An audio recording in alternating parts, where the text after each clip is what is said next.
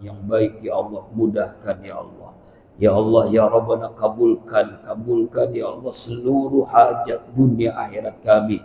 Segala masalah kami berikan jalan keluar terbaik. Segala kesulitan kami ya Allah berikan kemudahan. Al-insyirah. A'udzu billahi minasyaitonir rajim. Bismillahirrahmanirrahim.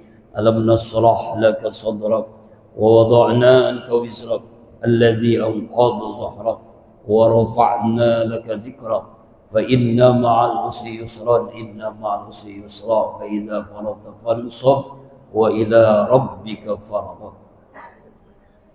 Shadaqallahul azim. Semoga apa yang kita mohonkan Allah kabulkan, amin. Jamaah rahimakumullah, semua kita pasti ingin bahagia dunia dan akhirat. Selalu kita minta kepada Allah, Rabbana atina fid dunya hasanah wa fil akhirati hasanah wa qina adzabannar. Doa sapu jagat yang pasti kita hafal semua. Ya Allah, karuniakan kepada kami hasanah kebaikan di dunia, hasanah kebaikan di akhirat, dan jagalah kami, pelihara kami dari siksa api neraka jahanam. Kita ingin bahagia dunia akhirat, ingin sukses bahagia, ingin sukses dunia akhirat. Nah, hari ini kita ingin mencoba membahas tentang 5 hal yang mudah-mudahan ini bagian daripada cara agar kita meraih kebahagiaan, kesuksesan dunia akhirat. Ini 5 hal ini supaya kita untuk mudah menghafalnya. Kita singkat dengan 5 is. 5 apa? 5 is. Udah tahu kan Pak? Ya, pertama apa? Istri. Yang kedua istri. Yang ketiga istri. Ya, ada 5 is. Ini bagian daripada untuk memudahkan kita menghafalnya. Nah, saya tulis 5 is sukses dunia akhirat. Yang pertama namanya isti'azah. Yang kedua namanya istighfar. Yang ketiga namanya isti'anah. Yang keempat namanya istiqamah.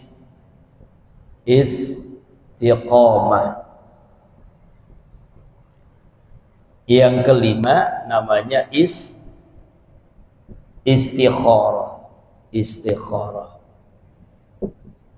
Nah, kan enak kan ngapalinnya kan? Isti'azah, istighfar, isti'anah, istiqamah, dan istikharah. Jadi ada 5. Ya, ini kunci kebahagiaan dunia dan akhirat. Kunci kesuksesan dunia akhirat. Yang pertama isti'azah. Apa itu artinya isti'azah? Kita minta kepada Allah perlindungan dari tipu daya setan yang terkutuk. Kita selalu setiap saat digoda, dirayu, ditipu oleh setan. Wa may ya'su an dzikrir rahman nuqayyid lahu syaitonan fahuwa lahu qarin. Siapa orang yang lupa kepada Allah sekilas, sedetik, selintas, maka setan menjadi teman dekatnya. Kita sulit menghadapi tipu daya setan kecuali kita minta perlindungan Allah agar Allah lindungi kita dari tipu daya setan. Setan dengan berbagai cara menggoda kita agar kita terjerumus, agar kita menjadi temannya. Nauzubillah. Karena memang setan itu pasti neraka. Karena dia diusir Allah ketika diperintahkan Allah untuk sujud kepada Nabi Adam, dia nggak mau sujud, maka dia keluarkan dari surga selama-lamanya. Dia minta kepada Allah ditangguhkan untuk mencari teman sebanyak-banyaknya manusia dan jin agar masuk neraka bersamanya. Nah karena itulah setan menggoda kita. Dan menggodanya bukan setahun sekali Bapak Ibu. Bukan sebulan sekali, bukan seminggu sekali, bukan sehari sekali. Setiap saat, setiap detik, setiap helaan napas, detak jantung kita digoda oleh setan. Tipu daya setan itu luar biasa. Siapapun mudah digoda setan.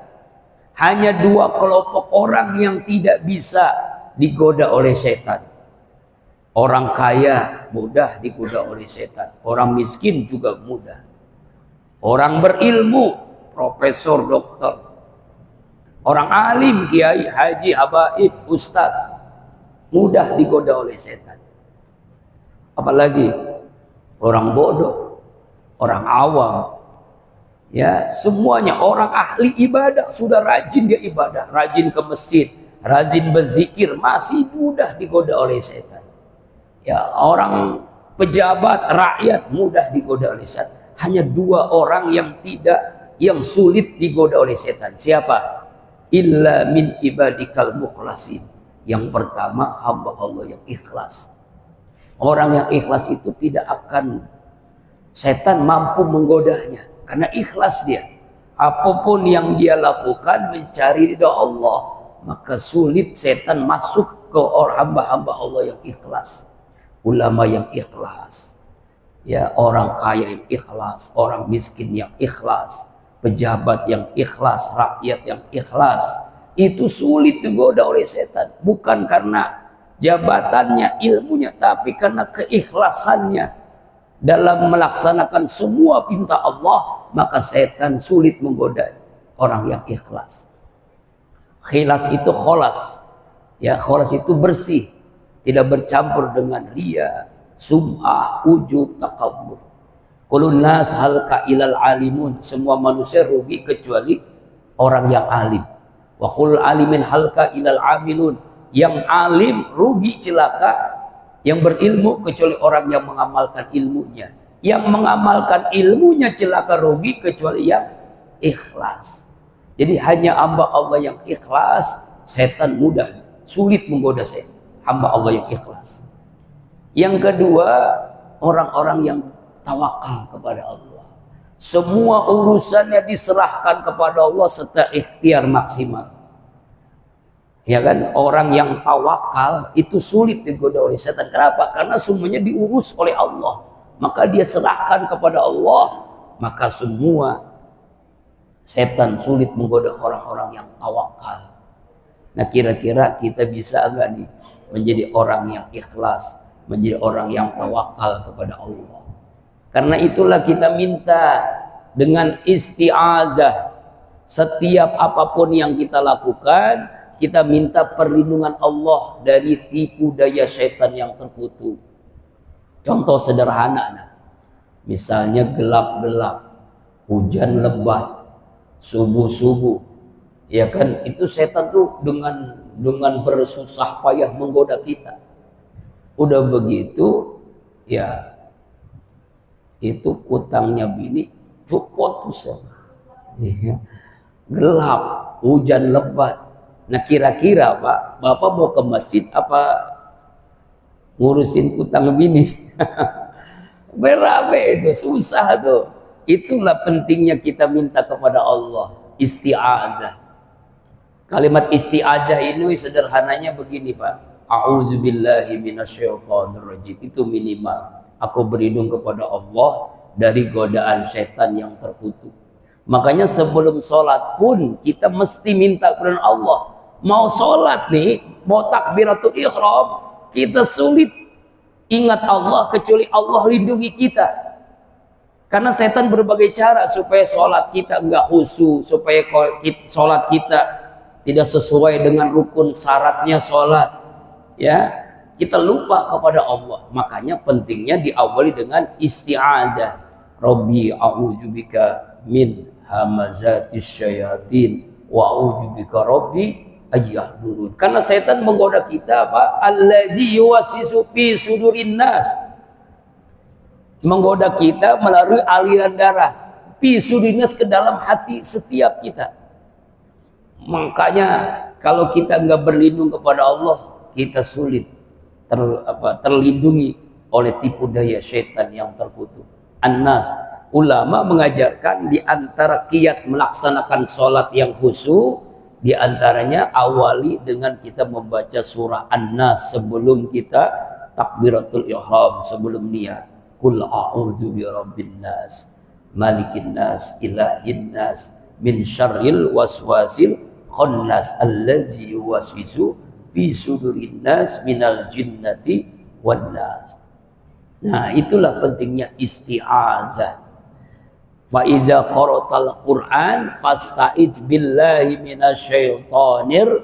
Apabila kalian membaca Al-Qur'an, berlindunglah kepada Allah dari godaan setan yang terkutuk. Itu baca Al-Qur'an, Pak.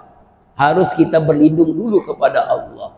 Karena memang kalau baca Quran lain dengan main handphone, WhatsApp, medsos, Instagram, Facebook, YouTube, kita bisa berjam-jam. Tapi kalau pegang Quran, itu mata enaknya, Masya Allah, godaannya luar biasa. Pinggang lah, pegel, sakit lah. Baca Quran baru satu ain aja udah, Masya Allah, berat.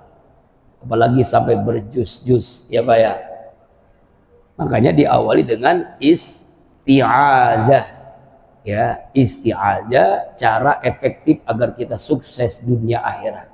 Yang kedua, istighfar. Istighfar itu maknanya ada dua, ghafara dan aslaha. Ketika kita istighfar, kita minta dua hal. Ya Allah, ampuni dosa hamba. Ya Allah, perbaiki kehidupan hamba. Astaghfirullahalazim. Ampuni, perbaiki hamba. Nah, itu begitu, Pak. Istighfar itu multi manfaat, banyak manfaatnya. Jadi jangan anggap remeh istighfar. Bagaimana Nabi Yunus ya minta kepada Allah ketika dia dimakan oleh ikan besar, ikan semacam ikan paus. Di perut ikan dia istighfar. La ilaha illa anta subhanaka inni kuntu minaz zalimin.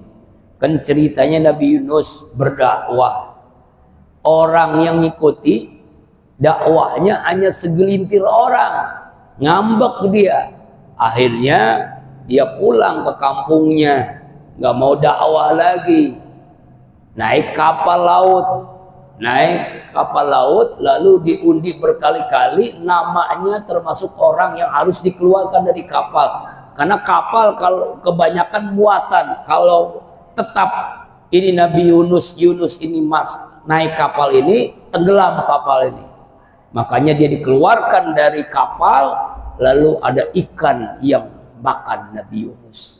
Seandainya Nabi Yunus tidak istighfar, sampai kiamat di perut ikan. Sampai hari ini dia di perut ikan. Apa istighfarnya? La ilaha illa anta subhanaka inni kuntu minaz zalimin. Hikmahnya kalau kita punya kesulitan yang amat sangat, banyakin istighfar Nabi Yunus. Utang misalkan, bejibun, masalah bertubi-tubi, kehidupan kita sulit mencari rezeki, anak susah diatur, segalanya masalah bertubi-tubi. Istighfar Nabi Yunus, la ilaha illa anta subhanaka inni kuntu minaz zalimin. Nabi Adam dikeluarkan dari surga menuju bumi ini, bertahun-tahun ingin ketemu bininya, karena dikeluarkan dari surga itu beda tempatnya.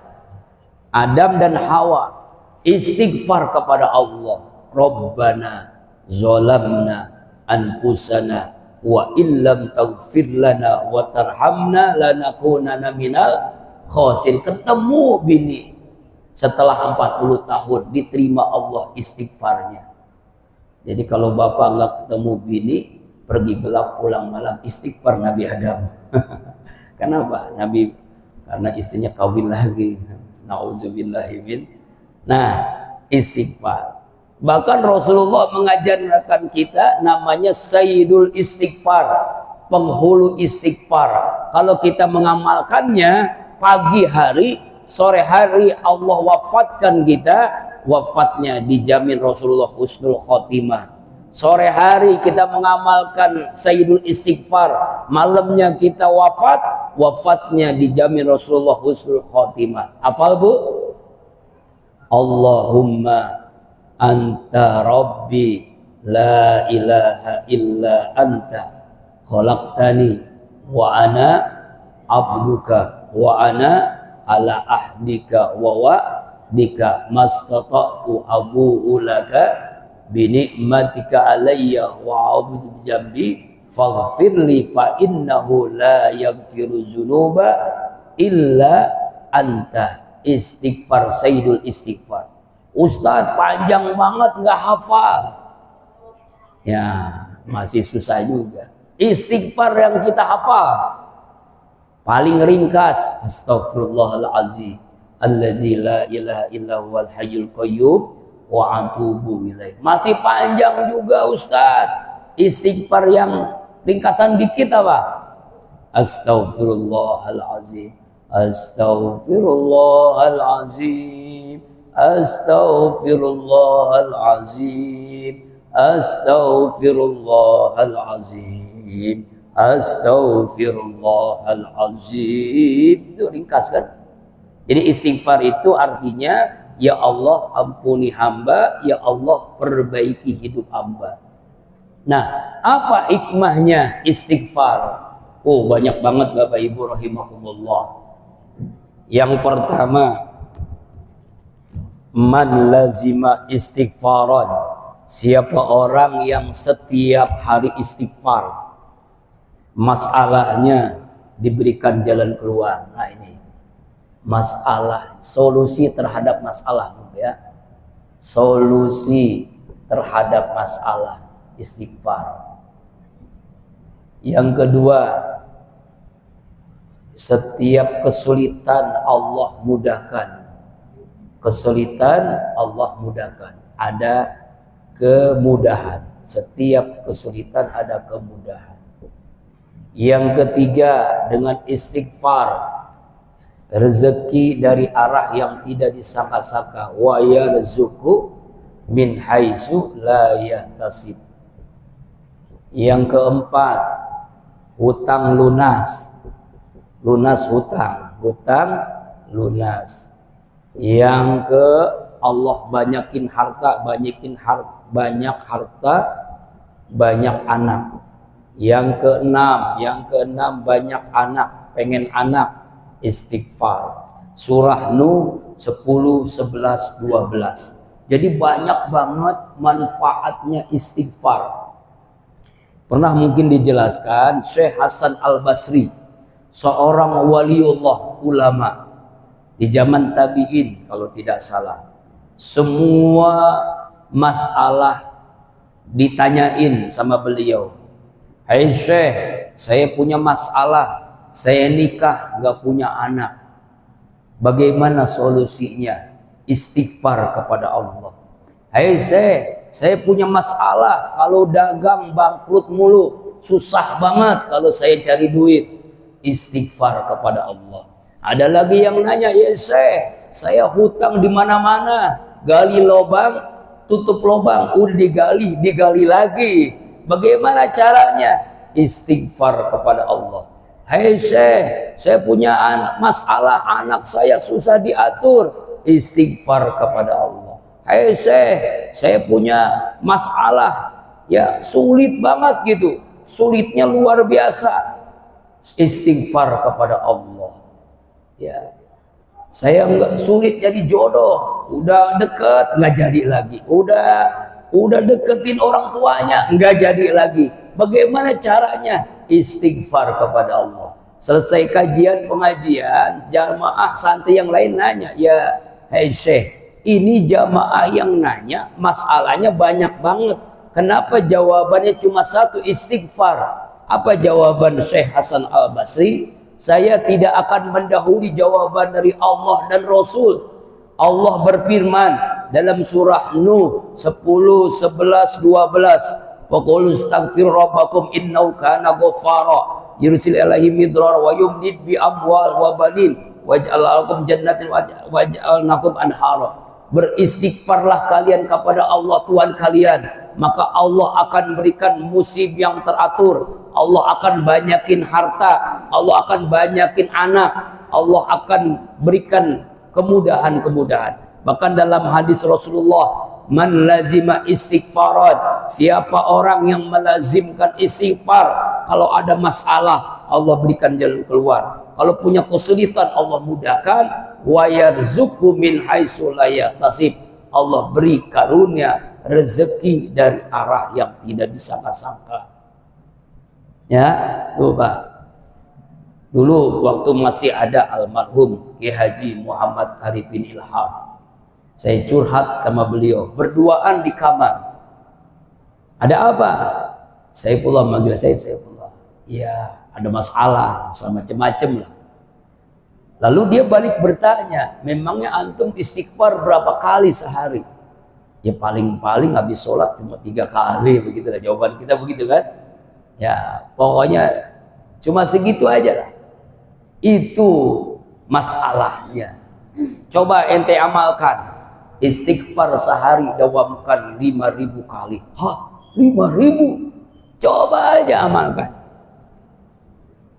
Ya, memang kalau sambil duduk wirid zikir berat, bisa berjam-jam. Tapi kalau sambil aktivitas, misalkan Bapak sambil di depan laptop, sambil bekerja, sambil olahraga, sambil membantu istri atau ibu-ibu, sambil masak, sambil neriska, sambil nyuci, sambil aktivitas di jalan, di rumah, di mana-mana, istighfar aja, amalkan istighfar. Target 5.000 istighfar sehari. Coba nanti sehari, 2 hari, seminggu, 2 minggu. Coba lihat, ada hal-hal ajaib yang Allah berikan, yang menurut akal kita, logika kita nggak mungkin. Akal logika kita nggak mustahil, tapi Allah berikan yang luar biasa yang kita anggap mustahil tadi, dengan istighfar. Ya, istighfar. Inilah masalah diberikan jalan keluar, hajat dimudahkan dengan istighfar. Astaghfirullahaladzim. Ya, jadi kira-kira Bapak Ibu banyak masalah enggak? Wajah-wajahnya bermasalah semua ini. Nah, yang ketiga isti'anah. Apa itu isti'anah? Itu mah orang sana, orang Parung.